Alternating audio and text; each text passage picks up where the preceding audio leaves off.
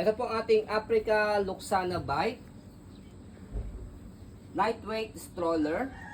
So this is good for newborn. Up to toddler na po ito, approximately 18 kg. Ayan. So this is already washed and ready to use. Wala po itong faded, wala po siyang discoloration. High-seated, adjustable and reversible na po yung kanyang handle. And then, A4 cast na po yung kanyang gulong. Later on, explain po natin siya. So ito po yung details po niya one by one. So ito yung kanyang canopy as full canopy. Lockable po siya dito sa side para nakafit siya. So ayan, as you can see, blue na blue siya. And then ito yung kanyang peekaboo. Pagka naka-forward facing, naka-rearward facing. And then ito yung kanyang kabilang peekaboo. Okay, so yan yung kanyang design po niya. And then pwede siya i-fold ng ganito. Ayan. And then next natin, ayan, meron na po itong mga extra pad.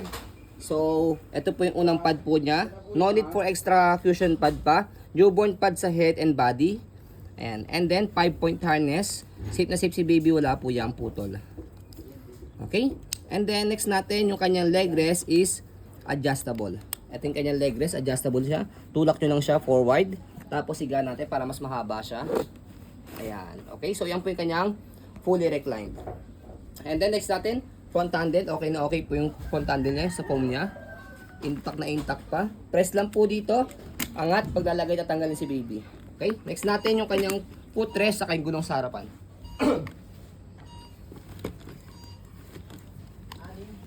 So ayan, sa gulong niya sa harapan, meron siyang stopper pagka naka-reverse yung handle. Okay? And then next natin yung body frame niya.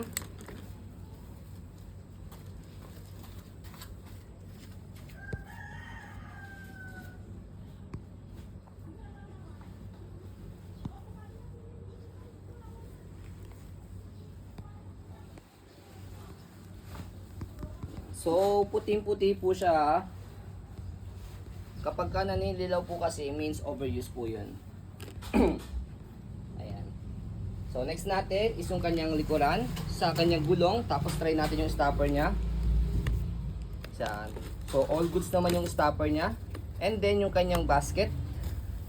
Tapos, sa likod, kapag i-adjust po siya for fully recline, baba nyo lang po ito. Pag iuupo nyo naman po siya, hatakin nyo na po siya pa sa taas. And then as you can see, meron siya mga butas dito for airways. Para mas comfortable si baby pagka nakaupo or nakahiga. Okay? Next natin kabilang side ng body frame. Ayan. So ang ganda pa ng body frame po nito. So as a maselang seller, marirecommend pa rin po namin po ito sa masiselang mga buyers. Ayan. So syempre magkano rin ang brand new po nito. Sa mga parents na alam po yung Africa brand, alam niyo na po kung magkano po yung brand new po nito. Next natin yung front handle niya, ay yung kanyang handle, ayan, wala naman po siyang tear. So, bago natin i-reverse yung kanyang handle, scroll muna natin to make it sure na wala siyang problem sa kanyang mechanism, ayan. Smooth. Smooth, okay? Next natin, sa pag-reverse ng handle niya, angat lang po ito, both sides shoot po dito. So, as you can see, yung gulong niya sa harapan nag-swivel, yung likod hindi, pero pag ni-reverse natin yung handle niya, tapos in-adjust pa natin yung handle niya, okay? Reverse muna. So, yung gulong sa harapan, mag-straight. Yung gulong sa likod, yun naman po yung mag-swivel. Ang purpose po nyo for easy maneuver, left and right. Tapos, adjustable pa yung handle niya.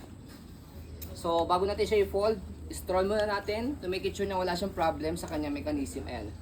Smooth po yan. So, fold na po natin. Sa pag-fold, balik lang po muna natin yung handle niya. So, kailangan okay na muna yung gulong niya.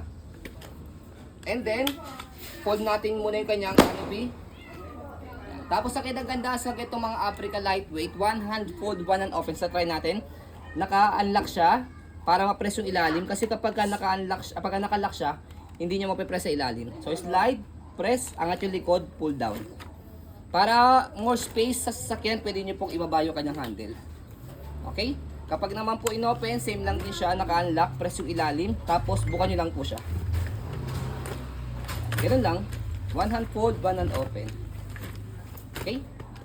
So ayan po, as you can see, very details po kami sa pong pag-video.